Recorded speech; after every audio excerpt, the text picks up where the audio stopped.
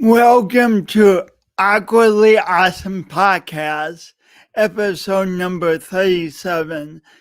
If you want to be inspired, you've come to the right place because today's guest, I've had the privilege of knowing her since college, and she's amazing. And if you want enthusiasm, she's amazing. So stick around and I'll bring her on in a second. But first, without further ado, whatever ado means.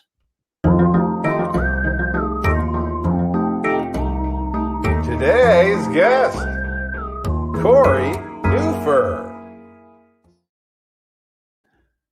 Okay, let me tell you about Corey Nuffer.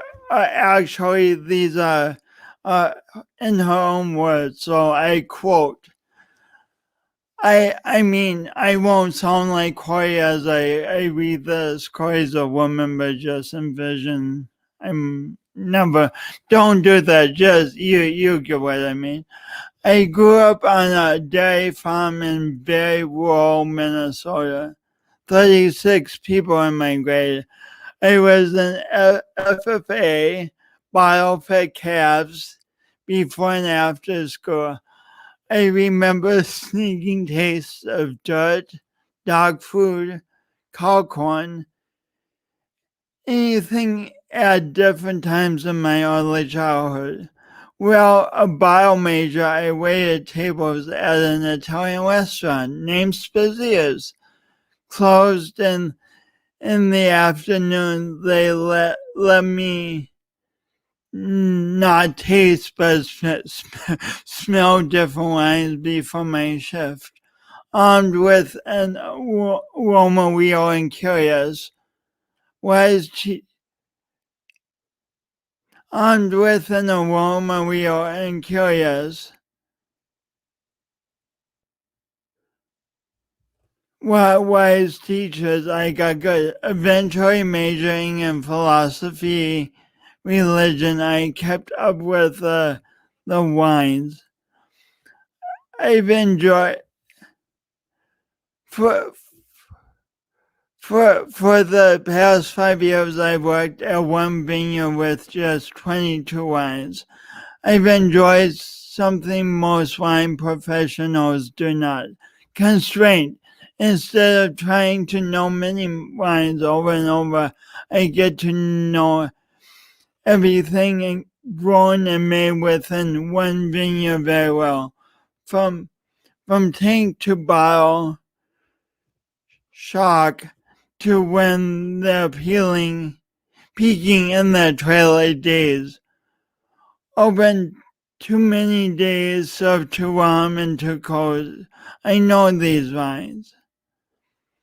So without further ado, let me bring you Corey Nuffer. Hey, Corey. Hi.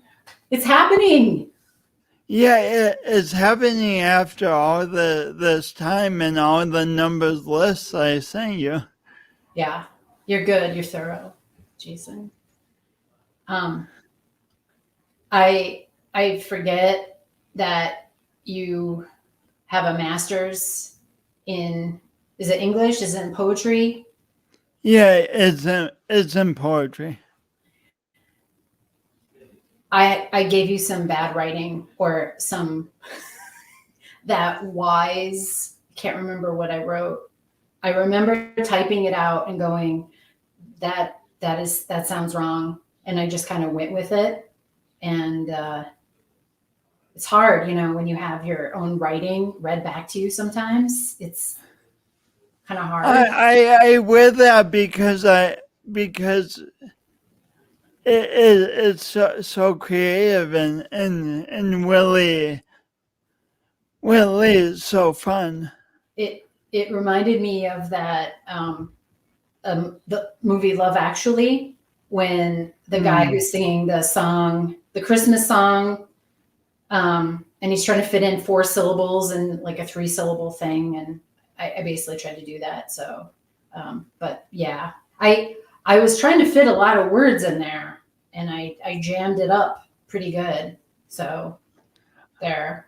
I could have actually like practiced reading that beforehand, so like I know what the heck I was doing, but I did not do that. So anyway, so you grew up near Hills, Minnesota, Yeah. right? Yeah. And that's a town of like small town of like 50,000. I think the number 398 is in my head. I don't know if I drove through there a couple years ago, and I doubt it's grown.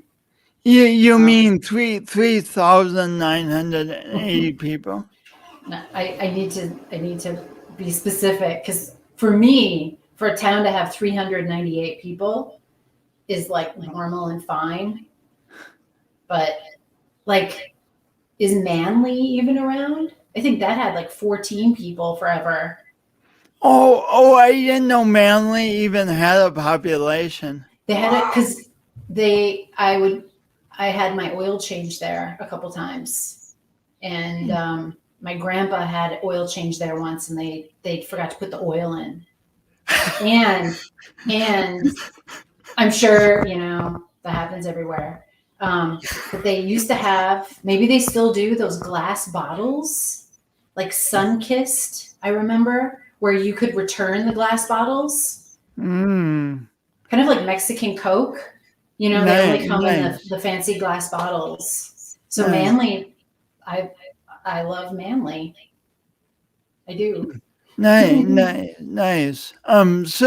So for most of the people who are with us, and please keep the comments coming to so far. But what is it like growing up in a town of less than 400 people? Well, I don't actually think of myself as growing up in a town. I think I grew up in the country, which when I moved out here, people couldn't understand country versus town. And I realized that that's not a thing. There is no country here either. I'm in the Boston area. And it's like a foreign concept. So what do they call the country out there? They don't have it. Oh. It's like not here. It's just like, you mean like suburbs? I don't even know. Like, they'll say they live in a town, even though it is like all in the woods and there are no sidewalks. Like, for me, sidewalks, like, that has to be part of a town. And here on the East Coast, sidewalks are such a luxury. So I do have not culture shock, but the amount of trees out here upsets me a little bit. And then I can never see the horizon. So that's something. Oh, and the roads are so narrow, and there are almost no ditches. So I think that if you grow up, in these rural areas, no one really tells you about those parts. Like, when you move to a city, no one has you gird your loins for a lack of ditches. Or an inability to see the just always being obscured by trees. It's not like I feel claustrophobic, but I have this weird feeling of kind of like, where's the sun? Or, I don't look at the sky anymore. So when I do go back home, it's like very, very cathartic. Like, I feel really relaxed. And it takes me a second to go, oh, it's because there are no trees. Tiffany says, oh, I love poetry. And she says, my dad grew up in Wisdom, Montana. What a name. Yeah, that's so awesome. Wow. Population so 50. So Tiffany, if you can, just what I'm evoking, was that familiar to you? I imagine Montana. I remember where Anne grew up in Bozeman. I mean, I guess there are trees there, but it's kind of valley, but there must be treeless areas. Yeah, a lot of eastern Montana is plain like we Okay. have. Yeah. So what else about? And I'm actually curious about this for myself, even though I've known you for a long time and I've been to hills and I haven't gotten lost in it yet. But so what else about growing up on a farm next to a small town where people who didn't have that experience not know or not think about? Yeah. So life on a gravel road. When you go to ride your bike, it's almost always on a gravel road and you have to ride your bike to get anywhere. So I have this strange, I'm very grateful for pavement. Like even still, just right away when I start riding my bike, I have this joy and I will never get rid of it. I know it's like my secret joy because I grew up impoverished for tar and sidewalks. Impoverished for tar. I mean, do you feel that way? Do you at least have kind of a heightened sort of like, oh? Yeah, I guess I grew up impoverished for tar. Learning to ride my bike was a bloody mess because I kept falling on gravel. Yeah. It's harder. But almost no one is on the road. So you have those gravel roads to yourself. And then you'll see a car coming and, you have plenty of time. But it's this solitary, if you're a little person riding around out there, I mean, it's amazing. So that's going to town also meant when I could drive, it would be so luxurious to me, the idea that I could quickly drive into town and get a soda or a pop. Into hills, you mean? Or hills, because Irwin's gas station, Irwin and Bonnie ran that. And there's another thing about small town. Like I would have, if I had like volleyball I was in so many things when I play math league, knowledgeable, a bunch of nerd crap that meant I missed the bus. And then I would go over to Irwin's gas station and like loiter there and wait for my mom to come home. And she worked at McKinnon, first in pathology and then as a nurse. So she would come cruising in maybe around 6:30. So you would hang out at the gas station for like an hour? Forever. Yeah, I don't think it was an hour, but it was like enough time where it was odd. Like, I'm sure whoever was working there was kind of like, But yeah. I bet you would see a lot of people come get gas and yeah. And there's a gas station culture.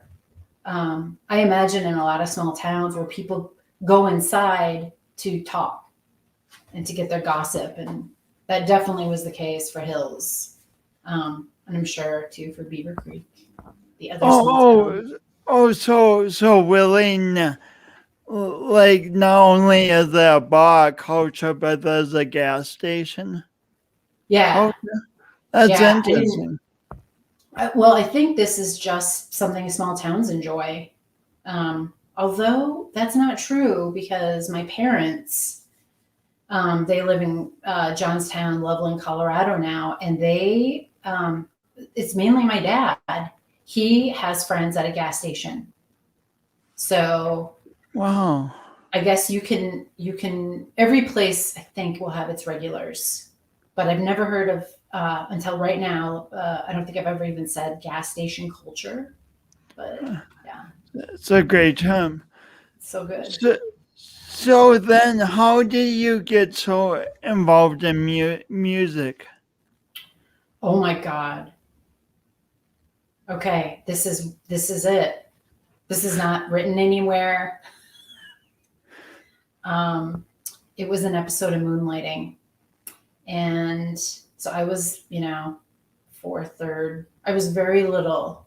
And there was an episode where I explain what moonlighting is again. So it was a detective show in the 80s, and Bruce Willis and Sybil Shepherd were the main characters.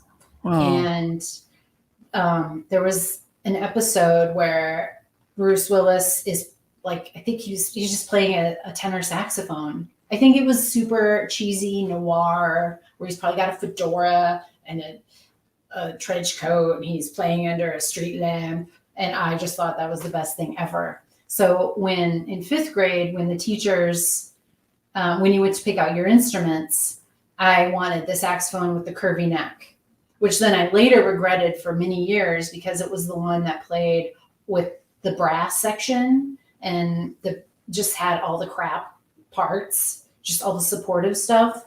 And the alto always had the better parts. So I learned a hard lesson about aesthetics and judging by looks, and that was hard. Also, a tenor saxophone is very heavy compared to an alto. And can you imagine like carrying that thing around in the winter and on the bus, and just, I suffered a little bit, but yeah. So that's how that happened. So I remember sometime during the last unusual year of our lives, you posted a video of being out on your porch, social isolating but playing the sax, and it was wonderful. What was that like? Okay, so I didn't have a saxophone for years, and every year my boyfriend would ask me for his birthday present to buy or to play Happy Birthday on the saxophone. And then one year I thought, I'll do this because I've missed it, and I've always been curious, like what my life would be if I started playing again, even if it was just like scales and private things, because I used to play. My mom reminded me of this a couple years ago. I used to go outside and play outside to the cows. Like, I thought it was the coolest thing. I got this book of like pop music that was transcribed for saxophone, and I would play like Madonna songs and to the cows. Yeah. Oh my gosh! I mean, when they make a movie about you, that definitely has to be a scene in the movie. I'm throwing you some good material because I can't even believe you're asking me about this. You thought of it. It's good. Yeah. I just playing anything outside, especially like wide open outside where you're surrounded by fields, is so liberating. It's one of the most, it's like singing in the shower. It's got that sort of intimacy, but even better acoustics, kind of. So when I got the saxophone, then I still wasn't playing it very much. And when, right after the election, there were, I think, was the election on like a Tuesday, and then on Saturday, they finally, announced that Biden won. Yeah. And so I was just sitting in my room, and all of a sudden I heard someone like noise outside. And I realized slowly it was people banging on pots and pans and walking up and down the sidewalk or the street. And I was like, oh, and I ran outside, and there are musicians who also live on my block, and they were starting to play, but lots of pots and pans and, all sorts of noisemaker stuff. And this primal urge welled up in me to get out the saxophone and play something. So I quickly went online. I found a Star Spangled Banner, and I printed it off, and I just went out there and I propped everything up, and I recorded myself playing the Star Spangled Banner. And I was lucky because this wasn't guaranteed the reaction that would happen, but people on the side or people on my block stopped banging on their pans and got quiet. And when I was able to like make it through, like I have no embouchure anymore. So like embouchure, like your mouth muscles for playing. I mean, if you don't use them, you lose them. So I made it through, and then people were clapping. So it was like, it was emotional, and I was all euphoric, and I sent it to you and like a couple other people. It just felt like the right thing to do. So that's a great story. So one thing that I really fascinates me about you, and that I kind of envy, is that you get so into something and you can study it and know a lot about it. And what would you say about, like, how do you do it? Like I'll get into something and look up a few wiki articles, but you go way into it, and what does that give your life that's enjoyable? Wow. Okay. Can I just say, even though we didn't meet each other until like our early mid-20s, I feel like we were just starting as like adults. So it almost feels like we're childhood friends. Yeah, it does. I mean, we lived within 20 miles of each other, so maybe we kind of absorbed each other. Yeah, I think there's a metaphysical thing. Yeah, maybe. I also used to sorry, I'll answer your question, but I used to walk at night on the gravel roads a lot and ride my bike a lot. And I lived on a section where, so a section is, each gravel road, everything's on a grid, and each part of the square is 1 mile long. And no one lived on 3 of those 4 miles. So, no way. You're the only one on the. Well, on our road, my grandpa and grandma and then another neighbor lived. So 3 farms, but no one else lived on the other ones. There was an abandoned farm, or not abandoned, but the owner just had some pigs on there, and the house was like, falling apart. And then the next road was a minimum maintenance road. And there was a stream down there, and a lot of fireflies would eventually emerge every year. So you would go down there, and no one lived around there, and it was amazing. So I feel like I want you to maybe concur on this, or I feel like when you grow up with those experiences, you have so much time to mull over one thought, or, really, I mean, this is kind of like what a lot of people who grow up around our time, and older people too, like that's just how life was. And so I think that informs a little bit of when I do get information. I don't know. I don't know if I can answer like why I jump into things or I obsess. Although I think people obsess. I think it's like a natural thing. I remember you working on poems. Like, oh yeah.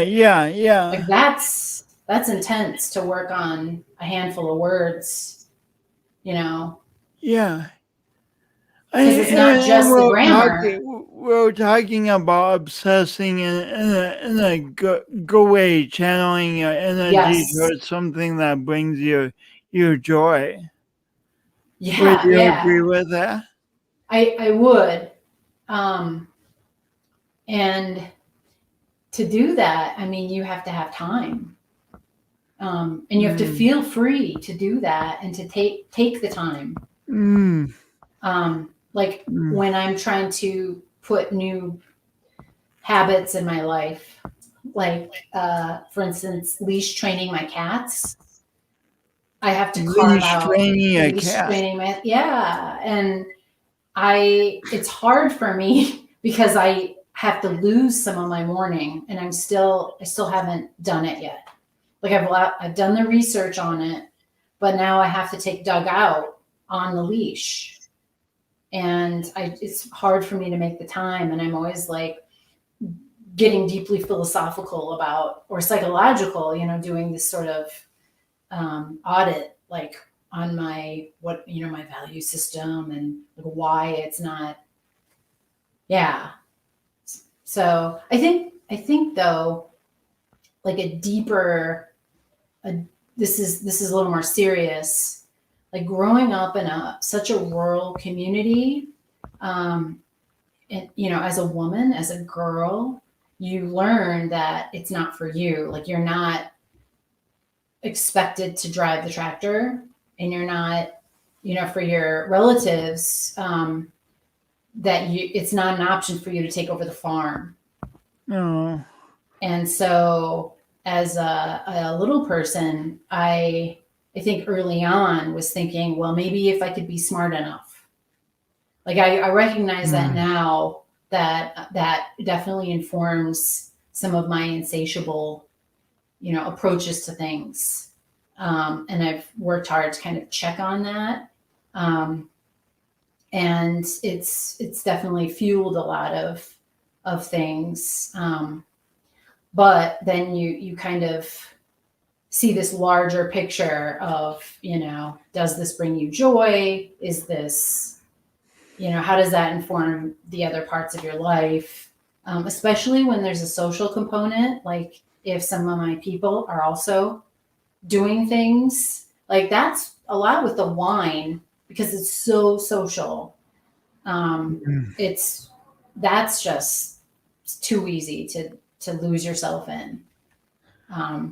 So were you interested in wine and wine culture before you began working at Spezia, at the Italian restaurant? For everyone who's listening who doesn't know what Spezia is. Spezia. They finally closed, by the way. I know. Oh no, I knew. Someone told me right away. It might have been, I can't remember who. But yeah, very sad. But the Sioux City one is still open, and I think Okoboji is too. Omaha. Omaha. Yeah, totally different. Yeah, just a little. But anyway, were you interested in wine before you began working there? No. I was, so as I wrote in that little bio that you read, I mean, I was always eating different things and trying different things. And I was really skeptical of everything, or curious about everything. Like I just, and so when I was getting wine training, like obviously, everyone's heard about wine being very complicated. It's got its own glass. You're supposed to smell it. So that's just intriguing. Like if you talked about corn that way, or whatever, that, would be that intriguing.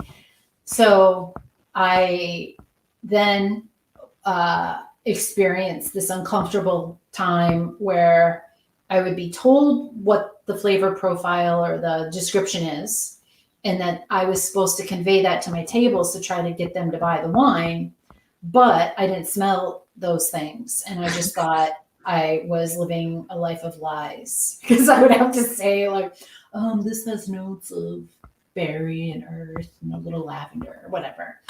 And I knew I didn't get that. It just smelled like red wine to me, or it just smelled like white wine. So like you had read, I would, my college, Augustine University is so close to the restaurant, but the restaurant closed in the afternoons. So they would let me go to the restaurant. And when they were closed, I would just sit there and do homework while smelling 2 different wines. So let's say I remember they had Fulinari Chardonnay and Fulinari Chardonnay Pinot Grigio blend, which smelled the same to me. So not only would I have those 2 wines in front of me, and I would always hide them for myself. Like I'd put a little, like a piece of tape under one of the stems so I would know which one was what. And then I would like move them around but they would warm up. So when your wine is too cold, you can't smell very much, but as it warms up, right? And I also would have like a big chunk of time. And so I would smell, my nose would get overwhelmed. I couldn't smell anything. So I would put them away for like half an hour, 20 minutes or 15, whatever. And then I would smell them again once I kind of, whatever happens that causes you not be overwhelmed anymore. And I really remember the first time I smelled barnyard. Ricardo would always give me crap about barnyard because I grew up on a farm. And what else? Dirt. I remember the first time I smelled dirt in a wine. And I think it was a flaw, but it rocked my world. I couldn't believe it.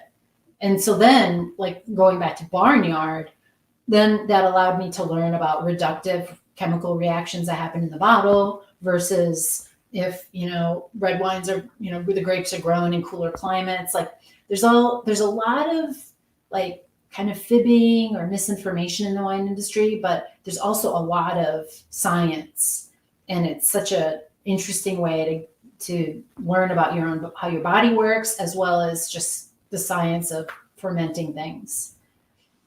So you literally trained your nose to smell wine, which is my understanding is that's how it works, and that's how all people. Your brain is processing information, so eventually you get good. I think I don't think I've ever even read a breakdown of like in detail concerning your vocabulary and your physical, like your brain in terms of your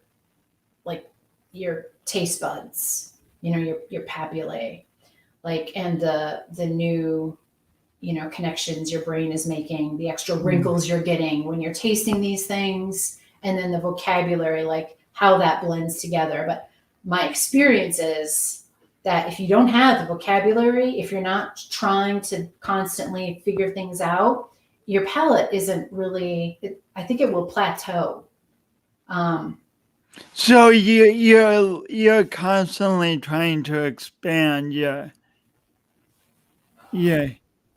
Well, like at a vineyard, there's a push when you've got a new vintage coming out, or when you're doing tastings with people, which we haven't done at the vineyard for, over a year.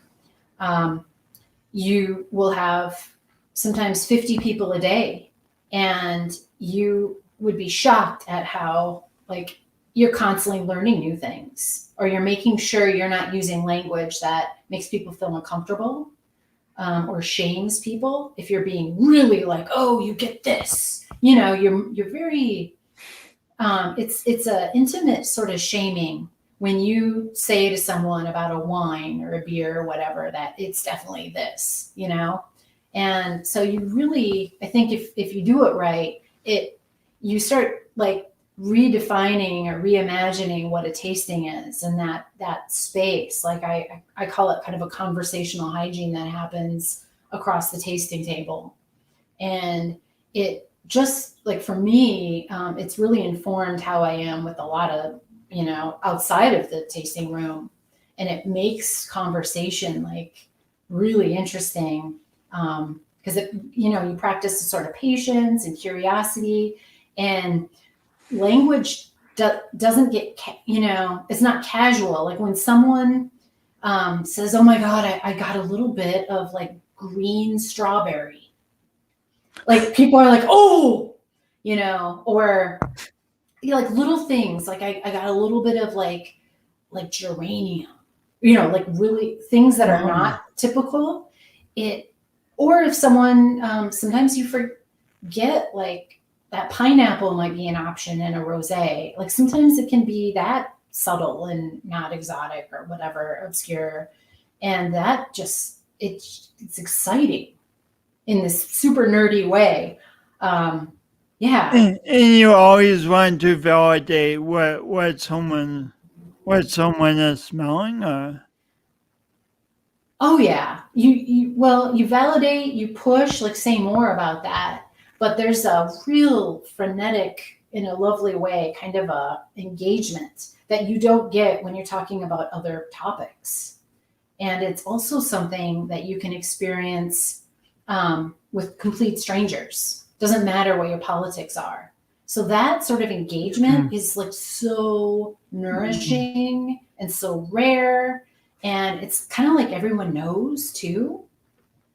And so there's this like energy in the air, and it's just lovely. And it makes me able to reimagine conversations where the subject matter doesn't involve smelling something amazing. And kind of, how would that look like if we had this same sort of energy, but we were talking about, public policy or, how to avoid bunions. It doesn't, it could be the most like quotidian, banal subject matter or, other things. Plus, the conversation is not typical concerning two people, because I'm the one who's been like really researching this one product. So, and I've practiced engagement concerning this product with many people. So that's kind of an exotic thing. So it's not like super easy to take that and put that out in the world. Let's say we were talking about bunions, like the thing is, like, if you're a bunion expert, you're a doctor, and chances are you probably aren't really good at talking about bunions with people, because you're usually, the expectations of your interaction isn't going to be like, can I make them laugh? Or can I get their input on the bunion? Or, whatever. What does a bunion smell like to you? Oh, I mean, corn, just as a question. Yeah. But this brings up. So, what are your thoughts? I mean, if you haven't noticed, there's some different political divisiveness in this country. Have you seen that at all?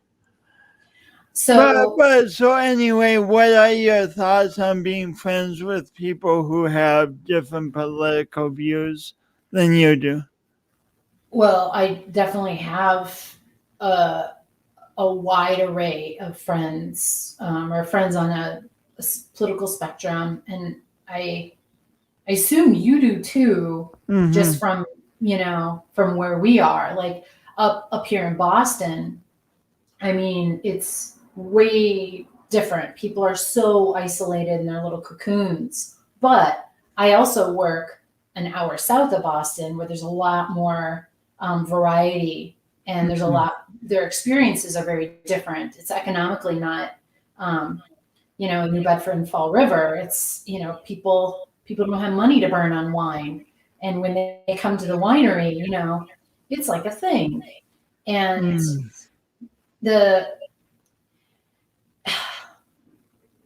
I think it just makes you a better communicator. And you, thankfully, with wine or with beer, it's super easy to just lose yourself in those experiences, and you don't ever have to talk about politics. So you get to know people and their lives and their kids and their hobbies, and especially with wine, because that usually is never far away from food. So, and from being outside and going to vineyards and that whole culture. So it's not like people getting wasted having cocktails at a bar. Like wine culture and going to breweries, and you kind of don't even have to drink. You can go to these places too. And especially now, like the brewery I work at, I was just talking to them about more non-alcoholic options. It's the place there and that safety of it, and that it's a public place. It's a third place. And, I feel like we need those, they're so rare. It is like a public place that has something specific everyone can talk about. Like it has a built-in conversation starter. I didn't even think of it like that.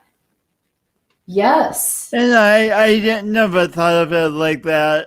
Only reason I did was listening to you describe it. Wow. We should talk more often. We should. We've picked it up. Yeah, that is so crucial, I think, especially like when, how we've been cooped up for so long. We're all a little rusty with small talk, but even if you're just not you're a little shy or a little introverted or whatever, it is so easy to just go in there. You don't have to talk to many people, and you can easily start talking to people, and you're surrounded by just kind of this lovely ambient of chatter and just people chilling, sitting in the sun. But yeah, it's the tasting counter though, like at wineries, that you can really, they're usually half an hour long, $10, $15. So it's a reasonable amount. And within that 30 minutes, you can have a really rich engagement. You can check out and you don't have to talk to them. I mean, there's all sorts of stuff you can do, but you're right. It's like a socially sanctioned kind of built-in place for you to use however you want. And this is different than a movie theater or like a sporting event, because there's not a way to really talk to people. And I'm trying to think what else. Is there anything else like it? But like if you go to a bar, you can mingle around, but there's not that. I mean, you don't sit at a table and talk about a certain subject. Yeah. I think that's the romanticism about sitting up at the rail at a restaurant or at a bar. So you've got the bartender there, and you can bring your laptop and linger for hours. And if it's a slow night, and that goes, I guess, for restaurants too. But up at the bar, up at the rail. But again, it's a little more passive than doing a tasting. I wish more breweries did tastings like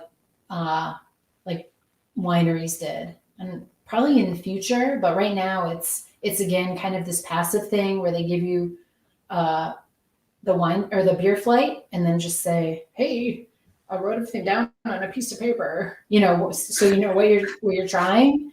But they're not going to walk you through that. And I foresee that it's going to change. And yeah, that's my crystal ball moment. That's my hope. Wow. You heard it here first, folks. That's right. I'm channeling. Brewery culture is going to change. Corey Nuffer pronounces it. Yeah. It's the date on the 9th of June. So, gosh. So do people form new friendships at a winery then? Oh yeah.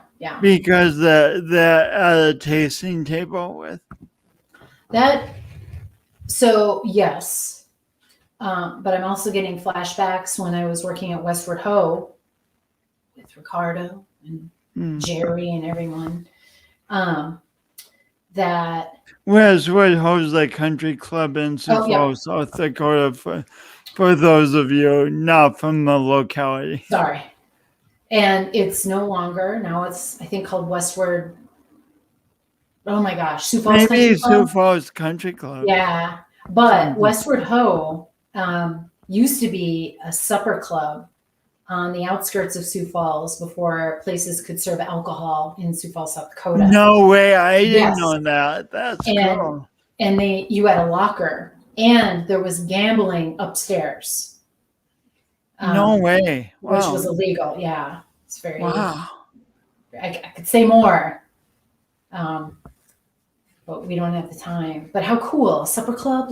Like I think you knocked on the door and someone like slid open a thing. I don't think there was a password, but I think it was kind of like that. They had to be careful.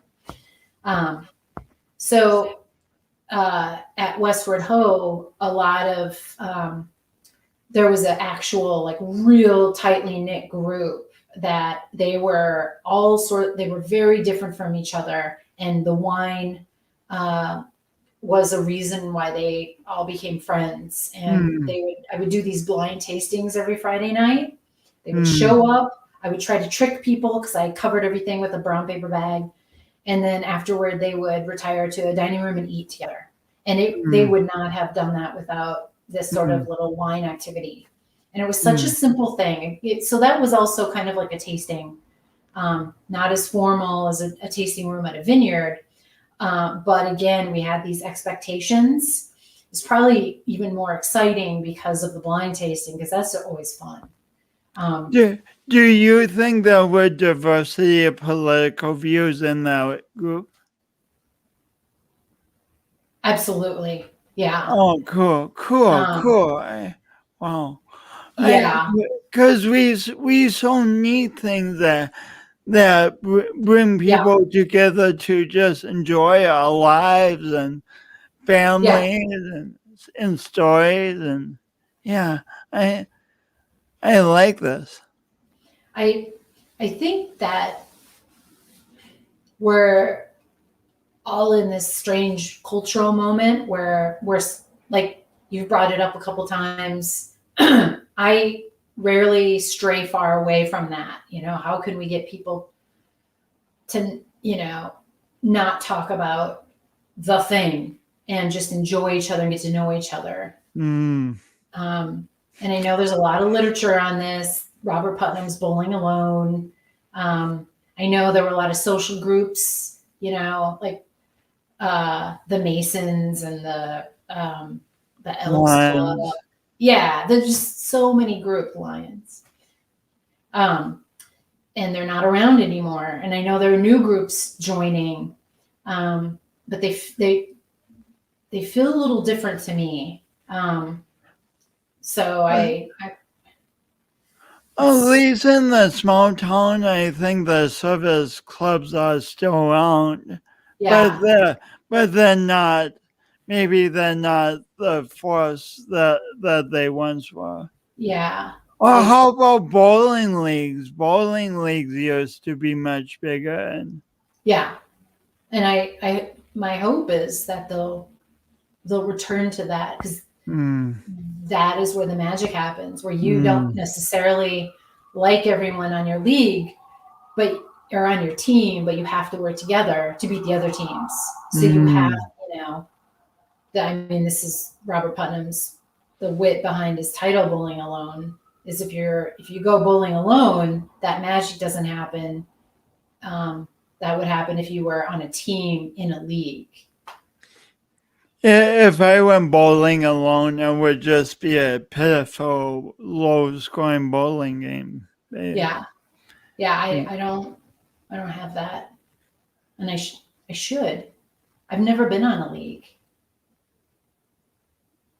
I was once on a bowling league. I might have been the weakest link on the. My God. So anyway, before we go there, I'm fascinated with the concept of doing our imperfect best, and what's it has come to mean to me is kind of a middle way between so noticing when we'll when we're trying to make everything perfect and driving ourselves a little, just exhausting ourselves because we just fixate on the thing. That's one extreme, and then the other extreme is going too much. Oh, I can't get life perfect, so I'm just not going to do anything. And so an imperfect best, the idea is to learn from the imperfections, the mistakes, and still keep the best in mind and grow towards the best by learning from each imperfection. Yeah. So, what does imperfect best mean to you in your journey? So I find that when I use my emotion as an indicator of like my health, like if I care about something or if I have an actual engagement with it, because it's so easy. I, like a lot of people, suffer from depression, and it has this way, it's always around, and it will cause me to kind of live this more like monochromatic sort of demure sort of way of being in the world. So I try to do things where I can emote and, give myself permission and kind of nerd out in ways, because that's much closer to living in life than kind of this more sort of like sedentary thing. So, yeah, I think it causes me to just try to do a lot of different things, and especially if I can find my people, like being alone a lot is hard. Or if you don't have, people to nerd out with, it's hard. So the social component often, and I'm not talking about, like, I like real engagement, like getting into the marrow of things. For me, that's what I like. And that's hard to find because so many people are not like that. And that also means I weird people out easily. So I have to like keep myself, socially appropriate. I gotta rein it in sometimes. And then find the people where you can have the conversations you want to have. Yeah, it's hard. It's hard. I think a lot of people feel like it's hard to find friends, especially when you are older. So I'm not alone. But I think that I think our society is really in flux right now and really lonely. So I think folks who, like what you're doing is like exactly the right, what our society needs. If you have the ability and the urge to go out there and try to, make the world a better place and, try to, like, I feel that same sort of thing, this like sort of need to contribute and do the thing. Because so many people don't think that. They don't want to give. They don't want to try to make the world a better place. So, and they can't. A lot of people can't do stuff like this. Not that, I mean, I'm enjoying this. I would pay for this. But going and talking and being public. I'm not good on Facebook. I am actually a pretty private person. And I think my parents are very modest, sort of very private people. And so I blame them because I would love to be much more open. And it's like existentially hard for me to share anything. And some of that might be from your upbringing in your family, but some of it's from living in the Midwest too. What do you say? I think that's a Midwest thing, isn't it? It seems like it. Yeah, I think I mean, I wish Garrison Keillor was still, I wish he had so much material on the weirdness of Midwesterners. But I'm remembering some quips he would make and jokes he would make about that. So but I don't have problems with, going out in public and doing silly things or whatever. And I've been doing more of that. I've been doing these walks, whether it's a walk. Oh, yeah, I was going to ask you. Let's end on that. Talk about those walks. Yeah. Okay, so there's two types of walks. One is a walking book club, and this is with the magazine, the South Coast Almanac, and we try to find a place on the whole South Coast of Massachusetts that would sort of complement the subject matter of a book written by a local author. And then this is so nerdy. We invite the public to come, and then if we can have the author there, we do. Otherwise, we curate sections to read at different parts of our walk.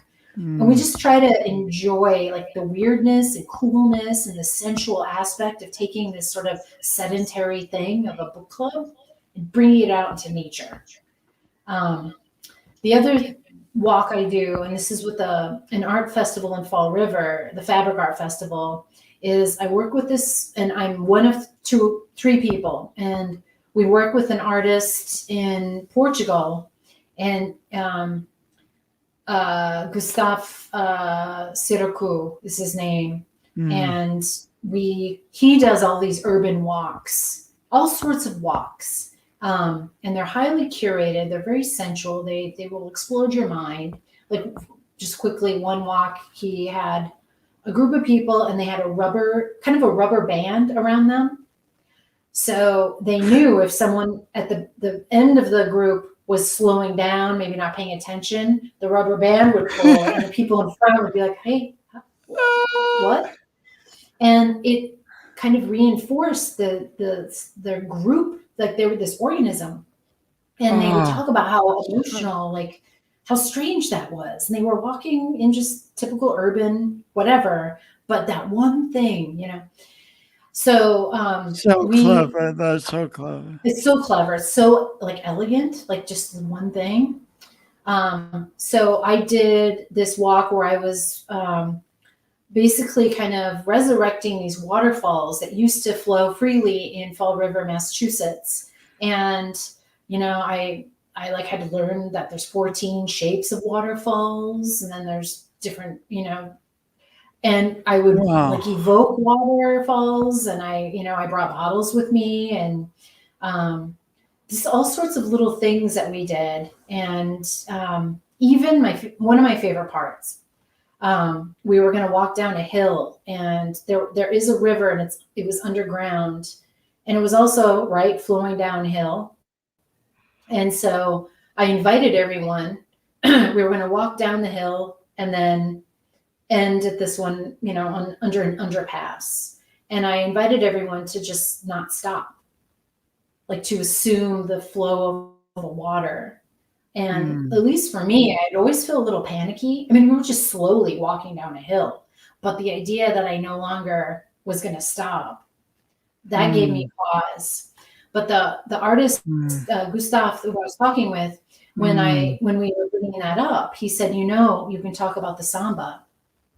And I was like, what? And he goes, I grew up in Rio, in the slums, and that's where the samba originated from. And if you think about the slums, you don't have the city making roads and sidewalks for you. People do it themselves out of whatever material they have handy. And that means topographically, the sidewalks and the roads are very bumpy and strange. And that experience of kind of tripping and falling and moving in these creative ways informed enough people where they started to put that to music. This idea of tripping and falling. Wow. And so for Gustav, going down a hill, he has a much more complicated reaction than I do. It's a much more rich, right? And I think when you do a walk, like that's what you're trying to do, is you're trying to I'm running on all cylinders as an artist and as someone with an imagination, trying to figure out how I can like transform the most banal, uninviting cityscapes into something that will just change your life in these small little ways, just because of art, you know. Well, I didn't get the. I mean, you've told me about both wine tasting, not so much about wine tasting, but about the walks before. But in a way, that a similar idea, getting people together for a common subject matter and in creating these unique conversations that people who don't know each other wouldn't have had with each other if they hadn't had the walk or the wine tasting. That's fascinating. Yeah, I didn't. Again, Jason, I didn't put that together. Thank you. I didn't until this very moment. So they are very similar.